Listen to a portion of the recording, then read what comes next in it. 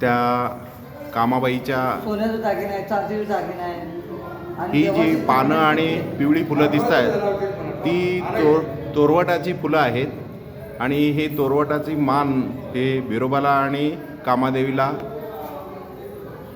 चढवला जातो. त्याच्यापासून आणि देवाची आहे. जर भक्तांच्या मनामधील इच्छा जर पूर्ण होणार असेल तर ती तोरवडाची पानं उजव्या बाजूनं किंवा डाव्या खाली किंवा डाव्या बाजूनं जर तुमचं काम होणार असेल तर उजव्या बाजूने तुमचे ते तोरवडाची पानं तटकन खाली पडतील तुटून, आणि काम नाही होणार असेल तर ते डाव्या बाजूला पडतील. अशा पद्धतीनं हे आपलं देवाचं महिमा आहे. महिमा मोठा आहे. तर माझ्या बाजूला एक देवाचे भक्त आहेत. नाव सांगा आपलं. संतोष कोळेकर. संतोष कोळेकर सर.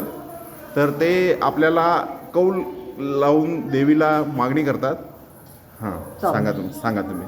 परमेश्वराला आम्ही विचारतो, देवा भक्तासाठी विचारतो, भक्ताचं काय कल्याण आहे, भक्ताच्या मुलासाठी, त्यांच्या परपंचाबद्दल किंवा काय त्यांच्या संसाराबद्दल आपण देवाला विचारतो.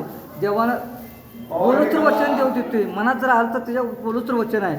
आणि जर त्याचं काय टायमिंग वेळ असेल तर थोड्या वेळ दम काढायला लागते. 4 दिवस दम काढा तर डाव्या बाजून देतोय. अशी ह्या देवाची महिमा चालू आहे. त्याने स्वयंमूर्ती आहे आणि जागृत देवस्थान आहे. बिरोबा मंदिर म्हणजे जागृत देवस्थान आहे, स्वयंमूर्ती आहे. आणि येणारा भगत ही त्यांचा आहे आणि सगळ्या जगाचा मायबाप आहे, पालन करता मायबाप आहे, सगळ्या जगाचा आईबाप आहे.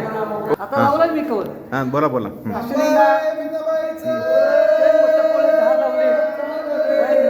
देवा तो भक्ताला पुत्र पावन झाला. देवा तुझ्या ध्यानात मनात आला तर देवा तो देणार नाही आणि मावळ्याला उभं देणार आहे.